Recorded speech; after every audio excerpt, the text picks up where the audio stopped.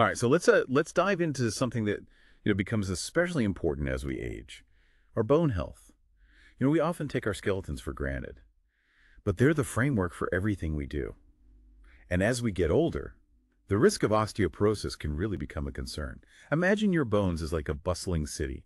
When we're young, it's like construction crews are constantly building new skyscrapers, making the city stronger and taller.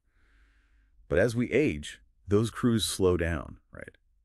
And the wear and tear starts to kind of outpace the new construction. That's what happens with osteoporosis.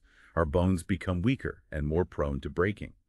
And the scary part is it's often called a silent disease because you might not even know you have it until a bone breaks. That's a great analogy, and it's especially relevant for women who are at a higher risk, particularly after menopause. Think of it like this. Estrogen, a key hormone in women, plays a big role in protecting bone health.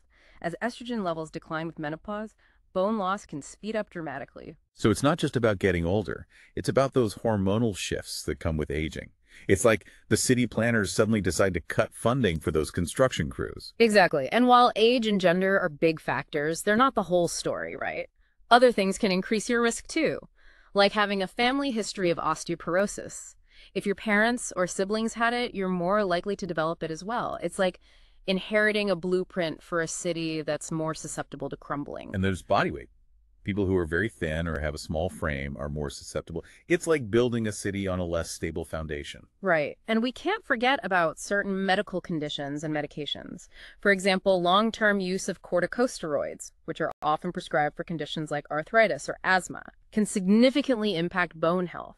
It's like introducing a pollutant into the city that weakens the building materials. So we've got age, gender, family history, body weight, certain medical conditions, and medications, all playing a role in our bone health. It's like a complex web of factors that can make our city more or less resilient. Exactly. Now let's talk about some signs that your city might be showing signs of wear and tear. It's not always obvious at first. Right. Sometimes the warning signs are subtle, like those little cracks in the sidewalk that you might not notice until they become a bigger problem. We found some interesting information on Healthline about these subtle signs like brittle nails or reduced grip strength. Now, these aren't guarantees that you have osteoporosis, but they might be worth discussing with your doctor, especially if you have other risk factors. Absolutely. It's always better to err on the side of caution. Early detection can make a big difference. And of course, there are more serious late-stage symptoms that are harder to ignore. Imagine those cracks in the sidewalk turning into potholes and sinkholes. Things like persistent back pain, a stooped posture, or even losing height as you age can indicate that osteoporosis has progressed significantly. And perhaps the most alarming sign is a fracture from a minor fall. It's like a building collapsing from a gentle breeze. It's a huge red flag and should never be taken lightly. So we've painted a bit of a gloomy picture here, but the good news is that we're not powerless against osteoporosis. We can take steps to strengthen our city, so to speak. Exactly. And it all starts with understanding the key players in bone health: calcium, vitamin D, and exercise. Think of them as the city planners, architects, and construction workers that keep our bones strong and resilient. That's a great way to put it. Let's break down each of these players and see how they contribute to a thriving bone city. Sounds good. Let's start with calcium, the building block of our bones. Okay, so calcium is like the bricks and mortar that give our city its structure. Where do we get this essential building material? Well, nature provides us with some fantastic sources. Think of low-fat dairy products like milk, yogurt, and cheese as calcium-rich superstores. And then there are leafy greens like spinach and kale, which are like the local farmers markets, overflowing with calcium goodness. And don't forget about fortified foods like certain cereals and orange juice. They're like convenient corner stores stocked with calcium. So we've got plenty of options to stock up on calcium. Now, what about vitamin D? What role does it play in our bone city? Vitamin D is like the transportation system that ensures those calcium building blocks get delivered to the right places. It helps your body absorb calcium, so it's essential for strong bones. So vitamin D is like the fleet of trucks that keep those construction materials moving throughout our city. Got it. What are some good sources of this essential nutrient? Well, sunlight is a major source. It's like the free highway system that nature provides. But spending too much time in the sun can be risky, especially for older adults who are more susceptible to skin damage. So it's important to be sun smart and use sunscreen. Right, safety first. But what if we can't get enough sunlight, especially during the winter months? Are there other ways to get our vitamin D fix? Absolutely. Some foods are naturally rich in vitamin D, like fatty fish such as salmon and tuna. Think of them as the high-end grocery stores that stock this valuable nutrient. And just like with calcium, some foods are fortified with vitamin D, such as milk and some cereals. They're like those convenient corner stores that offer a quick and easy way to top up your vitamin D levels. So we've got sunlight, fatty fish, and fortified foods to help keep our vitamin D transportation system running smoothly. Now let's talk about exercise. How does that fit into our Bone City analogy? Exercise is like the city planners who create parks and recreation areas, encouraging people to stay active and engaged. Weight-bearing exercises such as walking, jogging, or dancing put stress on your bones, which actually makes them stronger. It's like sending those construction crews out to reinforce the foundations and add extra support beams. So it's not about sitting around and admiring our Bone City from afar. We need to get out there and put some stress on those bones to keep them strong and resilient. What about strength training? How does that benefit our bones? Strength training is like building gyms and fitness centers throughout the city, encouraging muscle growth and bone strengthening. Lifting weights or using resistance bands helps build muscle, which in turn pulls on your bones and stimulates them to become denser. It's like having those construction crews work on both the internal and external structure of the buildings, making them even more resilient. So we've got calcium as the building blocks, vitamin D as the transportation system, and exercise as the city planners and construction crews. It's a team effort to keep our Bone City thriving. But what happens if we've already started to see some cracks in the foundation? What if we've been diagnosed with osteoporosis? Well, that's where medications come in. They're like those specialized engineers and repair crews that can come in and address specific structural issues. Medications for osteoporosis can help slow down bone loss and even help rebuild bone in some cases. So it's not a lost cause, even if we've already developed osteoporosis. There are still things we can do to repair and strengthen our Bone City. Exactly. And remember, medications work best in conjunction with those healthy lifestyle habits we've been talking about. It's like having the repair crews work alongside the city planners and construction crews to create a comprehensive revitalization plan. So it's a holistic approach. Yeah. We need to address the problem from multiple angles. Now let's talk about something that becomes even more important as we age: fall prevention. Absolutely. Falls can be devastating, especially for people with osteoporosis. It's like an earthquake hitting our bone city, potentially causing widespread damage. So how can we earthquake-proof our Bone City, so to speak? Well, it starts with awareness. We need to identify and remove any tripping hazards in our environment. It's like inspecting the city for potential dangers and fixing them before they can cause problems.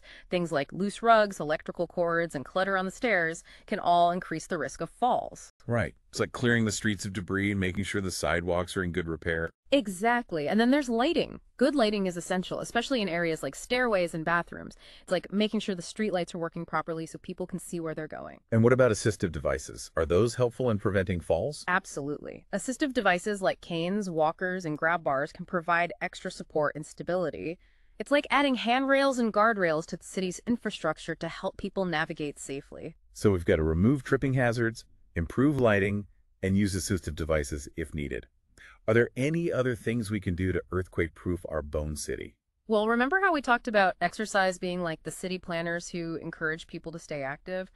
Well, certain types of exercise can specifically help improve balance and coordination, which is crucial for preventing falls. So it's not just about building strong bones, it's also about improving our ability to navigate our environment safely. What types of exercise are we talking about? Activities like Tai Chi and yoga can be fantastic for improving balance and coordination. They're like the specialized training programs that help people develop agility and stability. And of course, it's always a good idea to review our medications with our doctors, as some medications can cause dizziness or lightheadedness, which can increase the risk of falls. That's right. It's like making sure that the city's transportation system is running smoothly and that there are no unexpected detours or road closures that could catch people off guard. Okay, so we've talked a lot about building and protecting our Bone City, but I think it's important to step back for a moment and think about the bigger picture.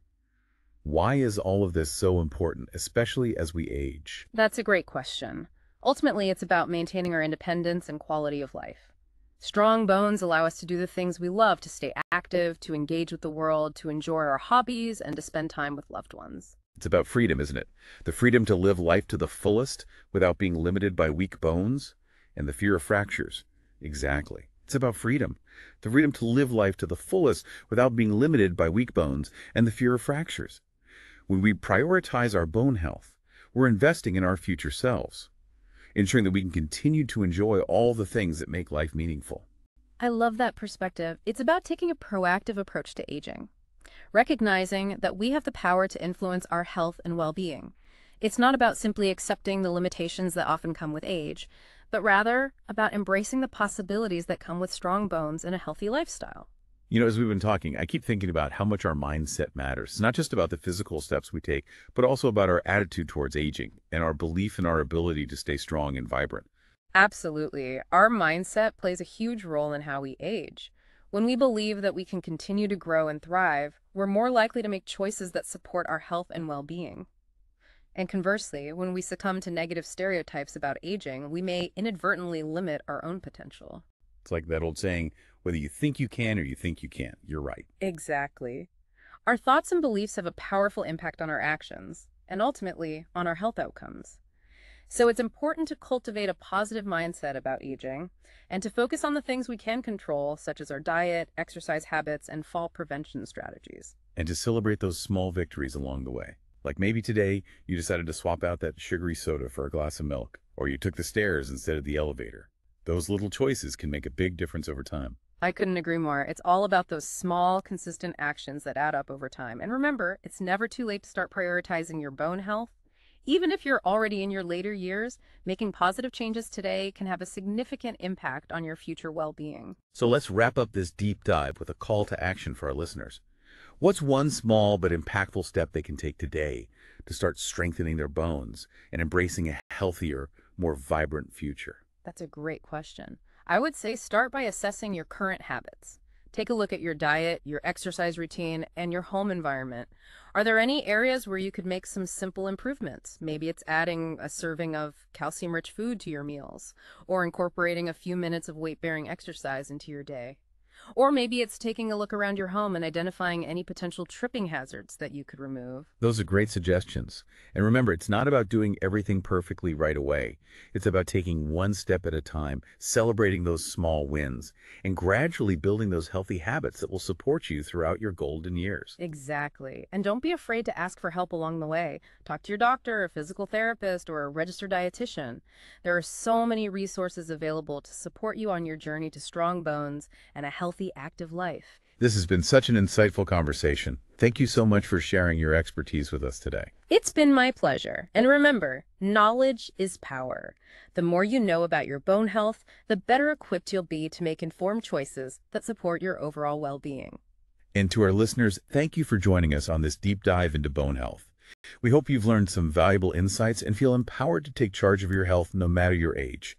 Remember, strong bones are the foundation for a vibrant, active life, and it's never too late to start building that foundation. Until next time, stay curious, stay active, and keep those bones strong.